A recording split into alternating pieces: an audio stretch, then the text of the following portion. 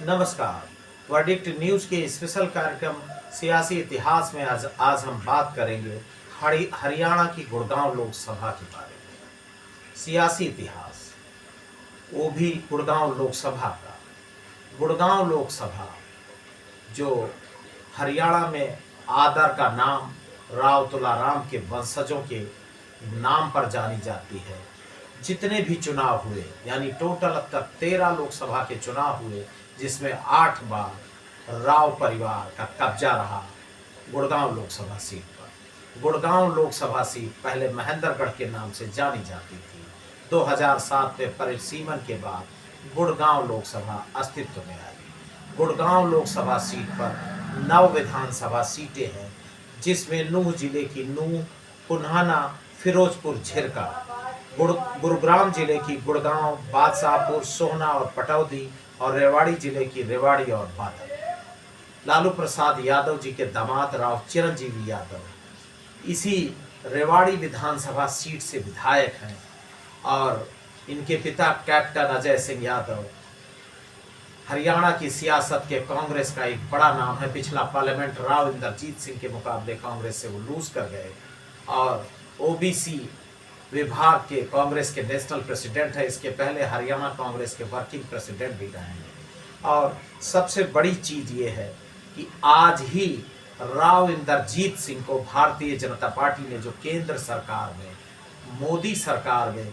स्वतंत्र प्रभार के राज्य मंत्री हैं, उनको फिर से कैंडिडेचर का ऐलान कर दिया है। भारतीय जनता पार्टी से पूर्व सांसद सुधा यादव और राव इंदरजीत सिंह यादव का नाम कैंडिडेचर के रूप में मीडिया के गलियारों में चर्चा में था, लेकिन आज भारतीय जनता पार्टी की सूची में राव इंदरजीत सिंह को कैंडिडेचर के रूप में बीजेपी ने फाइनल किया है।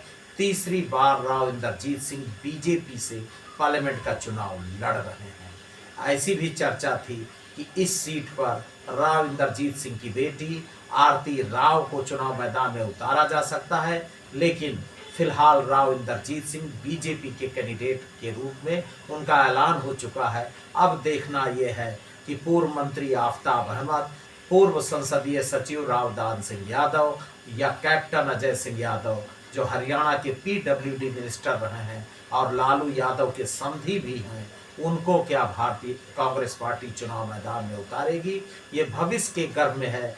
फिलहाल किसी भी समय कोड ऑफ कंडक्ट लागू हो सकता है और किसी भी समय कांग्रेस की लिस्ट आ सकती है। जननायक जनता पार्टी, इंडियन नेशनल लोक दल और बीएसपी के कैंडिडेचर की भी चर्चा है। कौन होगा, ये भविष्य के गर्भ में है। आगे बढ़ते हैं सियासी इतिहास में। गुड़गांव लोकसभा सीट पर 1966 में हरियाणा राज्य का अस्तित्व आया, और ठीक एक साल बाद 1967 में जनरल इलेक्शन हुए, और 1967 में गजराज सिंह लोकसभा का चुनाव कांग्रेस की टिकट पर जीतकर महेंद्रगढ़ गुड़गांव से लोकसभा पहुंचे। 1971 के चुनाव में राव तुलाराम के वंशज राव वीरेंद्र सिंह, जिन्होंने अपनी पार्टी बनाई विशाल हरियाणा पार्टी, एक बड़ा आंदोलन चला विशाल हरियाणा पार्टी, और इनकी रीजनल पार्टी के खुद कैंडिडेट थे राव वीरेंद्र सिंह, जो हरियाणा के चीफ मिनिस्टर भी रहे और जॉइंट पंजाब हरियाणा के विधानसभा के अध्यक्ष भी रहे।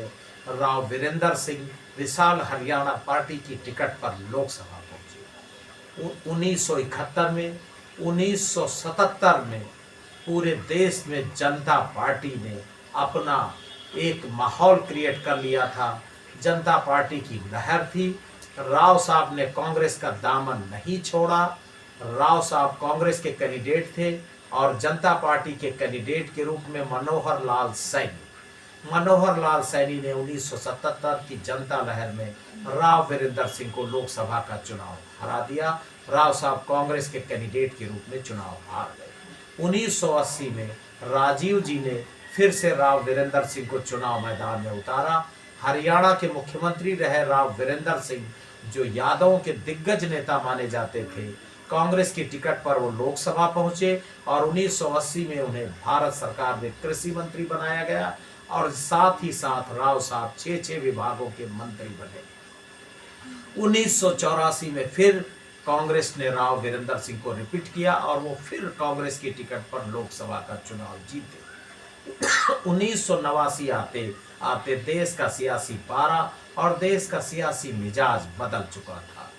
जनता दल विश्वनाथ प्रताप सिंह और चौधरी देवीलाल के जेरे क़यादत में हरियाणा में राजनीतिक प्लेटफॉर्म पर राव वीरेंद्र सिंह ने कांग्रेस का दामन छोड़कर जनता दल का दामन थाम लिया। जनता दल के कैंडिडेट के रूप में राव वीरेंद्र सिंह लोकसभा का चुनाव जीते।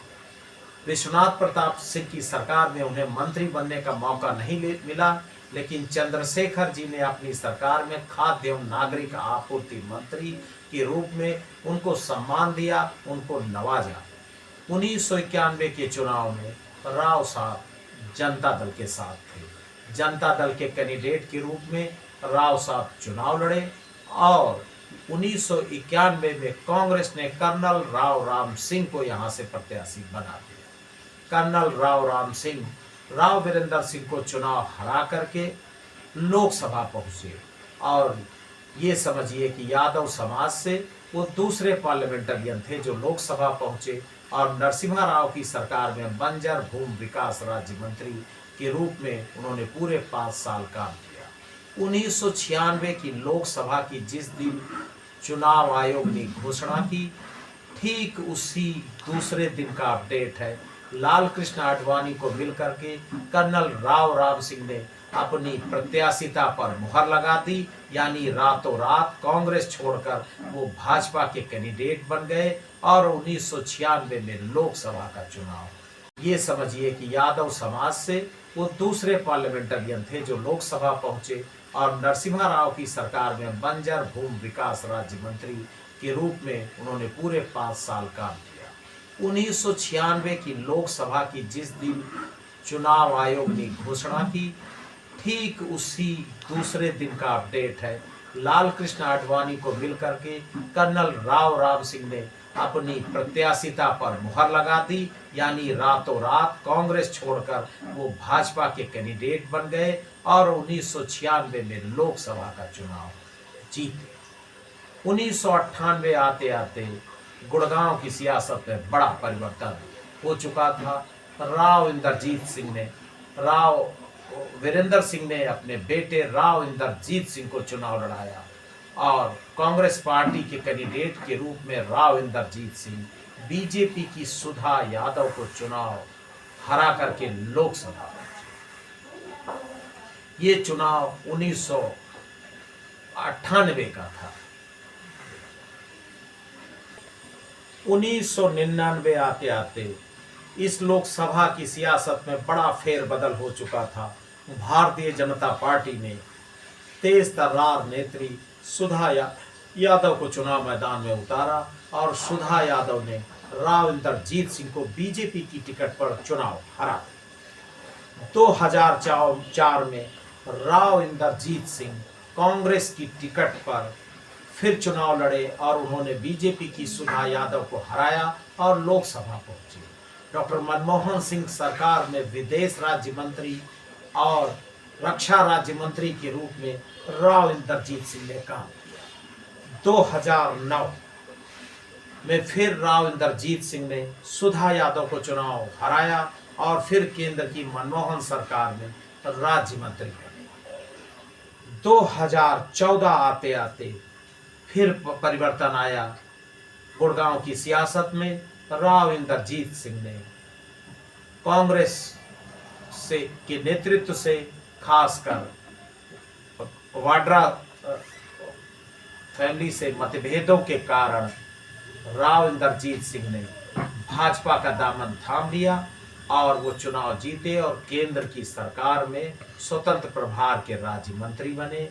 यानी 2014 में राव इंदरजीत सिंह बीजेपी के साथ आ गए। 2019 के लोकसभा की आहट है, किसी भी समय चुनाव आयोग की दुदुम्बी बज सकती है।